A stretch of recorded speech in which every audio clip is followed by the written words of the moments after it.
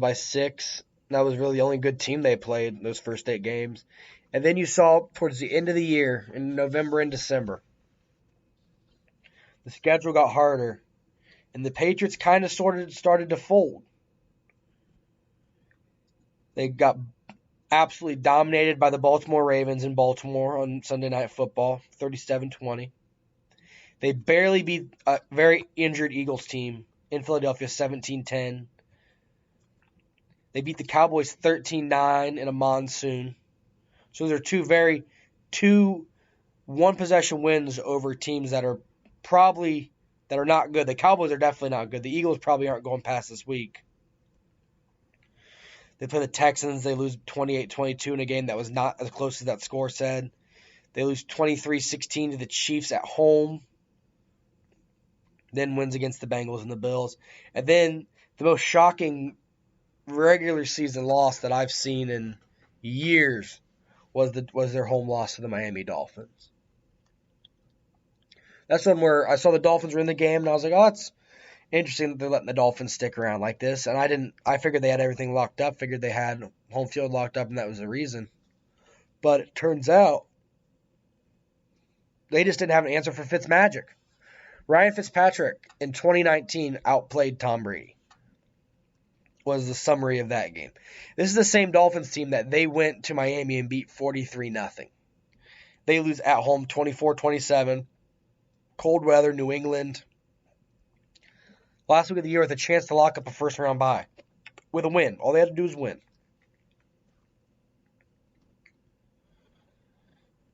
Ranked 17th in the league on third downs. 26th in red zone touchdown percentage, which is crazy for a Patriots team.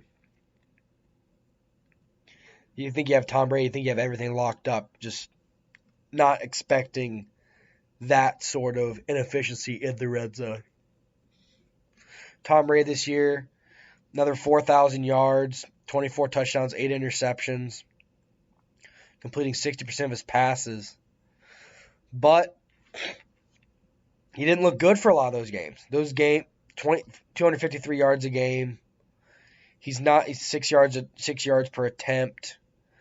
He got sacked 27 times. His quarterback rating is only 52 because he's been taking those sacks and he's been throwing the ball away and he hasn't been making the plays that you think Tom Brady should make. That is going to be a function of his receiving core. Julian Edelman's the only guy over 700 yards this year. He's got 1,100 yards receiving, 6 touchdowns on 100 receptions even. James White second with 645, and the next guy is Philip Dorsett with just under 400. I mean, the tight ends, you always expect Gronkowski to be there. He's gone. So you got Ryan Izzo, Matt Lacoste. They're both under 100 yards receiving. They have a total of 19 receptions. Ben Watson has 17 receptions for 173 yards, no touchdowns. So that's your 3 tight ends with no touchdowns. It's a function of Brady getting older, not being able to get the ball downfield, the offensive line not being able to buy him time. It's a big weakness for the Patriots. I think they're going to really struggle with that this year, especially this game against the Titans. Patriots defense is one of the best passing defenses all year, except against Miami, apparently. Stephon Gilmore, Devin McCourty, J.C. Jackson all have over 5 interceptions. They have, in terms of sacks, they have 5 guys with 5 sacks: Chase Winovich, Donta Hightower, Adam Butler, Kyle Van Noy, Jamie Collins.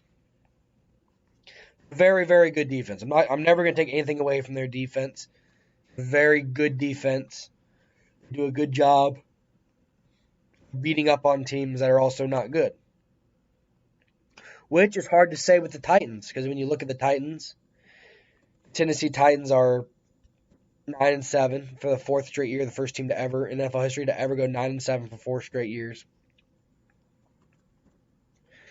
They're quarterbacked by Ryan Tannehill.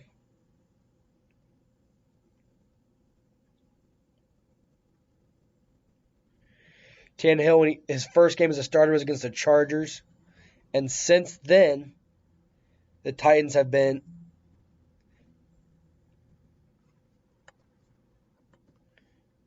with Ryan Tannehill as a starter, the Titans are 7-3. He's had a great year.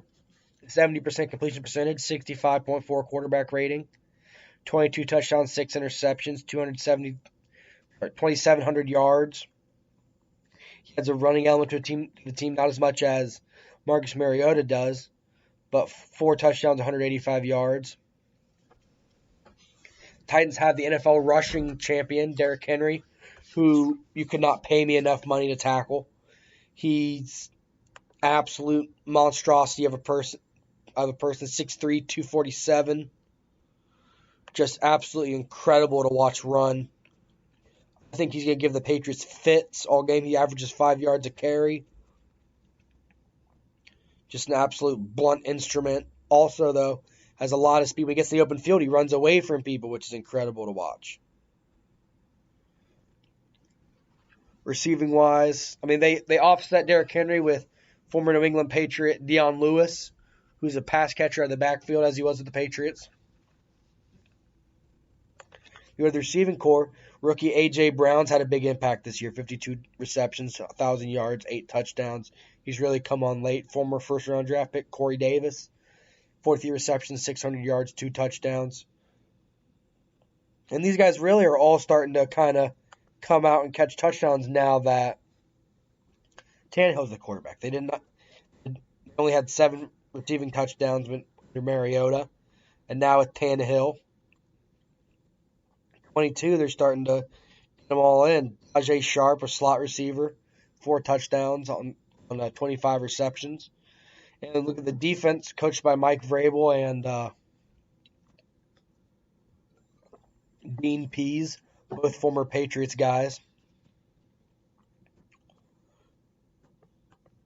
Defensive secondary, led by Kevin Byrd, Logan Ryan, Kenny Vaccaro, Adoree Jackson.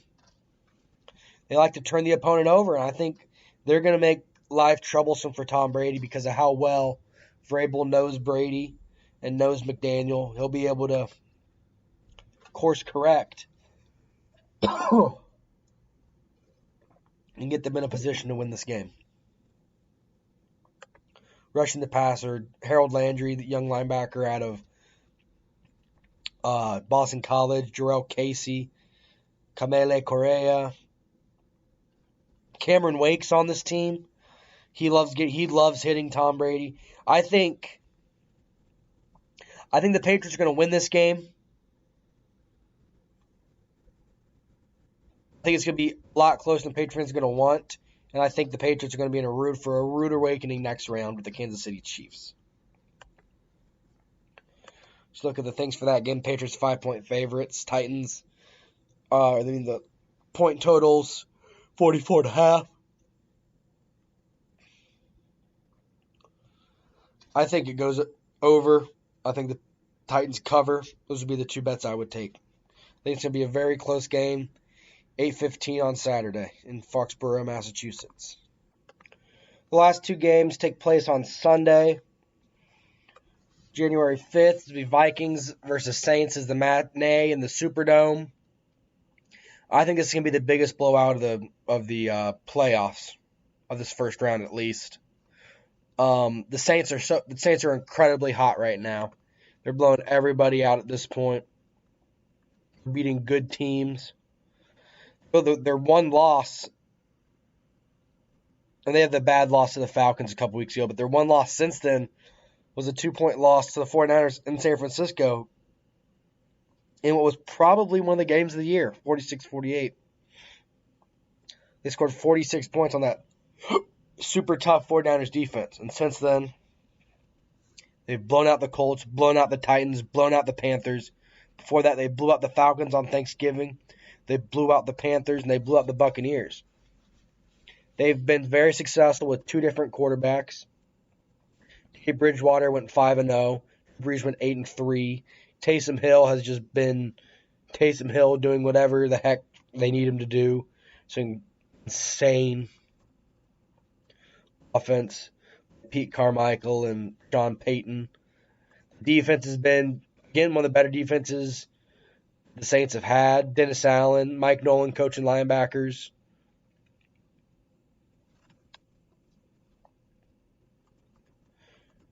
The running game, let's talk about Drew Brees. In 11 games, just under 3,000 yards, 27 touchdowns, 4 interceptions. He just keeps doing it. He just keeps leading these teams and putting up these stats that are incredible. And he's done it time in and time out for the better part of his entire career. Definitely since the entire time he's been in New Orleans, at least. He's also all-time leader in yards and touchdowns, I believe, right now. It's more than just Drew Brees, as it has been the last couple of years. Alvin Kamara, Latavius Murray, Taysom Hill make up the running game.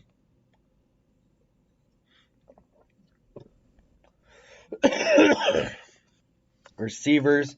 Michael Thomas is the best receiver in the NFL. 149 receptions, that's a record. 1,700 yards, 9 touchdowns. You have Jared Cook, the big tight end, 43 yards, 43 receptions, 705 yards, 9 touchdowns. Taysom Hill has 6 receiving touchdowns. Traquan Smith, 18 receptions, 234 yards, 5 touchdowns. Josh Hill, the other tight end, has 3 touchdowns. Ted Ginn Jr., 420 yards. Alvin Kamara, 500 yards receiving. This offense is consistently in flux. They can move pieces around. They can do whatever they want. In terms of, he does have several targets. Drew Brees will throw the ball all around the field. Thomas has a lot of receptions, but he's not going to key in on Michael Thomas. He'll throw the ball to everybody around the field. Whether Traquan Smith's open, he'll throw the ball to him. He'll throw the ball to Jared Cook if Jared Cook's open. He'll check the ball down to Alvin Kamara if Alvin Kamara has room. He'll throw a flyer out to Ted Ginn Jr. They'll run a play where him and Taysom Hill are in the backfield at the same time. He'll throw a wheel route to Taysom Hill. I think the Saints are probably one of the 5 best teams in the NFL. And they're the one team that's playing this weekend I think can go and win and play in the Super Bowl. I think they're that good. And then you look at their defense. Rest of passer, Cameron Jordan's got 15.5 for sacks. Marcus Davenport's got 6 sacks. Turned the ball over. Marcus Williams has 3 interceptions. He's been fighting back from, he was the one that cost them the big play against the Vikings a couple years ago. So that is also a reason this is a revenge game for the Saints for the Minnesota Miracle that happened a couple years ago. I'll tell you what, the Vikings don't have that sort of magic right now.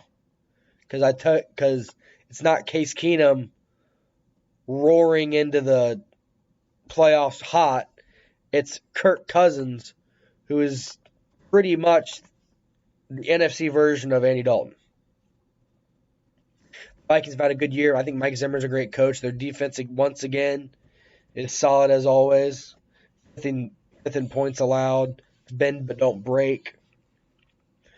Our team that's faltered down the stretch here. They lost 3 of their last 5, losing to the Seahawks, Packers, Bears. They beat the Lions. They beat the Chargers. Kirk Cousins, 3,600 yards, 26 touchdowns, 6 interceptions, 10-5 as a starter. But only 1 win, I think, this year. Let's look at their wins. He's got 1 win over a team that has a winning record. That's the Philadelphia Eagles. That's the only win against a team with a winning record that he has this year. And this game it's a playoff game, so it counts as a primetime game, which Kirk Cousins has done famously badly in. He's put up good numbers this year. He's been sacked less. He only has 1 game-winning drive. They haven't asked him to do a whole lot. He only has 440 attempts compared to Drew Brees, who has, in less games, more attempts. So, make of that what you will. The Vikings this year, it's all going to come down to whether or not Dalvin Cook's going to be back and healthy. He was a full participant in practice today, which is good, as was Alex Madison, as was Xavier Rhodes. His cornerback, Mike Hughes, was a full participant.